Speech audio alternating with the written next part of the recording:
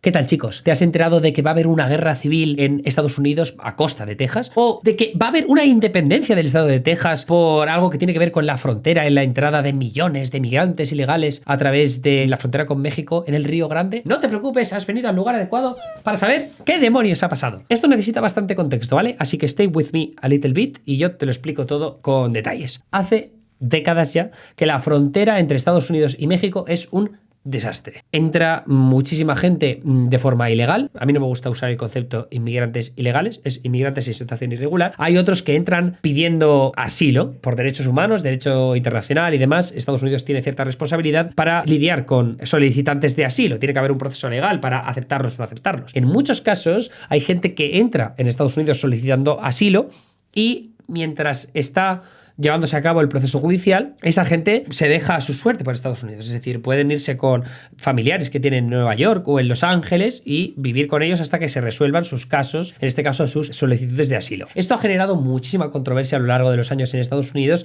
porque lo que dicen es, ¿cómo es posible que entre gente viniendo de países de Centroamérica que, como dice Trump, son criminales, violadores, asesinos, traficantes de droga? Si nos vamos al año 2010 con el movimiento Tea Party, el movimiento Tea Party era un movimiento muy de conservadores, fiscalidad baja, que me bajen los impuestos, todo esto durante la administración Obama, pero también era un movimiento muy antiinmigratorio. Nos tenemos que retrotraer al movimiento Tea Party para entender de dónde nace esas políticas antiinmigratorias tan fuertes de Donald Trump, ¿no? Esa retórica tan antiinmigración por parte de Donald Trump con sus toques racistas, ¿no? Con esos silbatos de perro, que es básicamente, silbato de perro es hacer comentarios que son claramente racistas para quien quiere entenderlos de esa forma. Por ejemplo, ¿vale? Lo que han conseguido estos últimos años de inmigración ilegal es que se altere la cultura histórica de Estados Unidos, ¿no? Como que la inmigración está atentando contra la cultura. Puedes interpretarlo de muchas formas,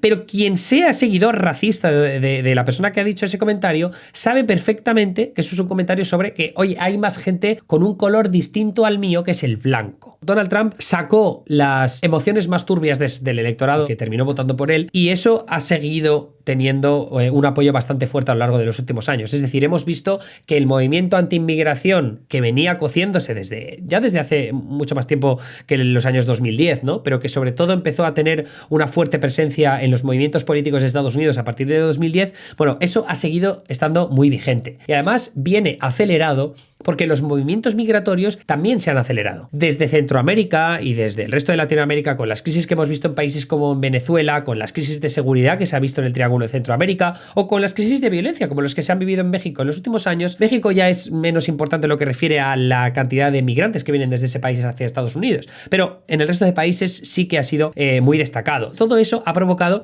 que las entradas de forma tanto regular como irregular por la frontera entre México y Estados Unidos haya crecido a niveles de récord a lo largo de los últimos 10 años. Y eso ha sido elevado durante la administración de Obama, lo fue durante la administración de Trump, que no terminó de construir el muro pese a que lo había prometido y que tampoco aprobó medidas de inmigración contundentes y conservadoras pese a que lo había prometido también, y también se han batido esos récords durante la administración de Biden. Lo que pasa en la frontera entre Estados Unidos y México es una crisis desde hace años. Biden tampoco ha hecho lo suficiente al respecto, tampoco se ha llegado a un acuerdo para frenar la inmigración de forma ilegal en Estados Unidos, ni para solucionar los bloqueos que hay en los procesos judiciales de los solicitantes de asilo, que hay ahora mismo un bloqueo burocrático y judicial tremendo y que también hace agravar esta crisis de inmigración de los últimos años. Entonces, nadie ha hecho nada, nadie ha hecho lo suficiente. Eso es lo que nos lleva a la situación de los últimos años. Tenemos un presidente demócrata por un lado y tenemos por otro lado gobernadores republicanos como en Texas, donde gobierna Greg Abbott, un republicano,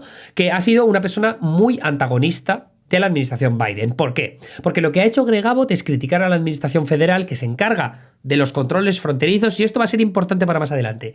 La potestad de los controles fronterizos compete al Departamento de Seguridad Nacional, Department of Homeland Security, encabezado por Alejandro Mayorkas, que es uno de los secretarios de la administración Biden. Por tanto, los controles de la frontera entre Estados Unidos y México compete a las autoridades federales. El estado de Texas tiene cierta potestad de control policial, ¿no? En este caso, pues la Guardia Nacional de Texas. ¿Qué ha ocurrido en los últimos años? Que los números de entradas, tanto ilegales como legales, han seguido siendo de récord. Y por tanto, las situaciones en las que se ha visto abocadas el estado de Texas han sido, en muchos casos, graves, han sido problemáticas. ¿Cuál ha sido la solución en algunos casos para llamar la atención de la administración de Biden? Una de las cosas que ha hecho Greg Abbott ha sido coger autobuses llenos de migrantes y enviarlos al norte. Al norte, sobre todo a estados gobernados por demócratas, por ejemplo.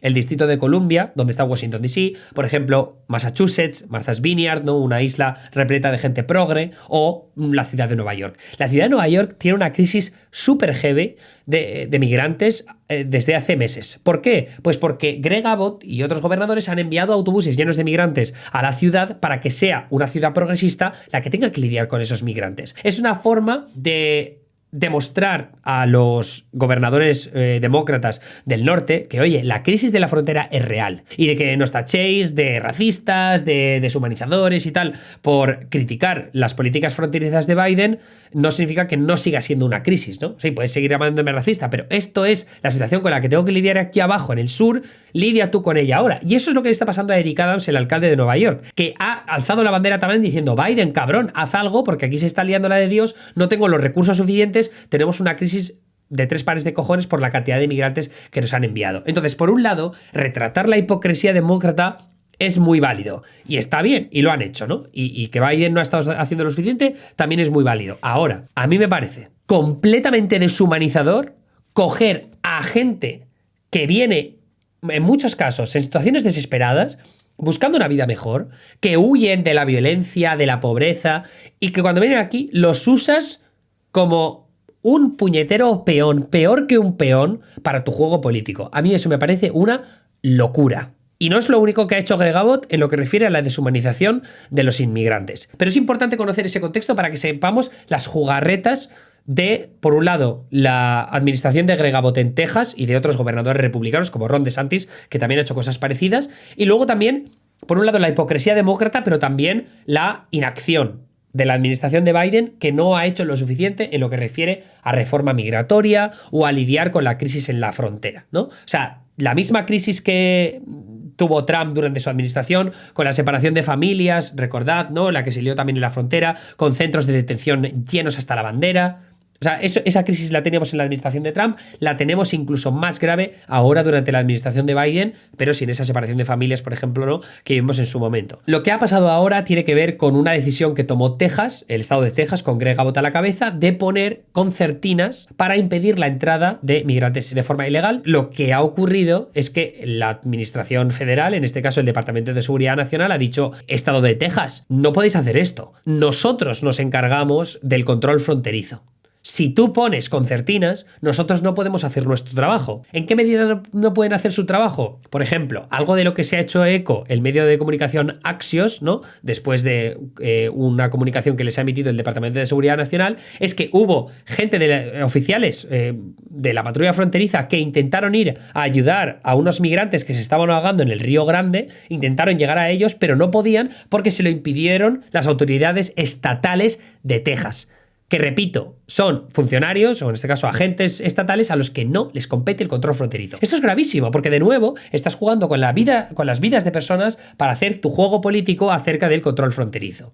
Pero es que además, todo este asunto ha terminado llegando al Tribunal Supremo. El Tribunal Supremo está controlado por los conservadores. Hay una mayoría conservadora de 6 jueces conservadores contra 3 progresistas. Y aún así, aún con esa mayoría, la administración de Biden dijo: la potestad del control fronterizo va con nosotros, no con el estado de Texas. Y el Tribunal Supremo, con una mayoría de 5 contra 4, 2 jueces conservadores, John Roberts y Amy Coney Barrett, junto con Elena Kagan, Sonia Sotomayor y Ketanji Brown Jackson, las 3 progresistas, esos 5 votaron en contra del estado de Texas y dijeron: no tenéis la razón, tenéis que dejarle el control fronterizo a las autoridades federales, en este caso al Departamento de Seguridad Nacional. Pese a eso, el estado de Texas está desafiando al Tribunal Supremo. El partido de la ley y el orden está desafiando a un Tribunal Supremo que les favorece en prácticamente todas las decisiones. Es el mismo Tribunal Supremo que acabó con el derecho del acceso al aborto. Y aquí viene lo bueno, aquí viene el quid de la cuestión. ¿Por qué está haciendo Texas esto en estos momentos?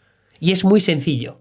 Es un movimiento político y electoral. El pasado otoño, en la Cámara de Representantes hubo una crisis de liderazgo porque los republicanos más radicales se negaban a hacer concesiones a la administración de Biden. No querían, por ejemplo, aprobar un paquete de ayuda militar a Ucrania, ayuda militar y económica, valorado en más de 60.000 millones de dólares, o sea, un paquete muy potente. Ese paquete de ayuda a Ucrania, había muchos republicanos que no querían saber nada de él, sobre todo los radicales, y decían, solo vamos a estar dispuestos a negociar este paquete si la administración de Biden está dispuesta a tomar medidas conservadoras en la frontera. Medidas legislativas, es decir, que por primera vez en más de una década, incluso creo que más de 20 años, se llegue a un acuerdo entre demócratas y republicanos para aprobar medidas contundentes de control fronterizo. Y a lo largo de los siguientes meses un grupo de senadores republicanos se sentaron en la mesa negociadora y dijeron, vamos a sacar esto adelante. Y ahora en enero, esos senadores republicanos han llegado a un acuerdo con los demócratas, con un paquete de medidas conservadoras de control fronterizo,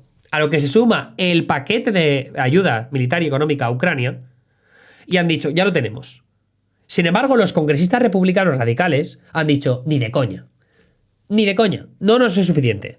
No queremos nada, que no entre ni un inmigrante. Lo que han pedido es algo imposible de hacer, porque hay alguien que se lo ha pedido. Hay alguien que les ha pedido que sean unos intransigentes. ¿Y quién es esa persona? Donald Trump. Donald Trump ha dicho, ni de coña lleguéis a un acuerdo, aunque sea con medidas legislativas contundentes, conservadoras, de control fronterizo.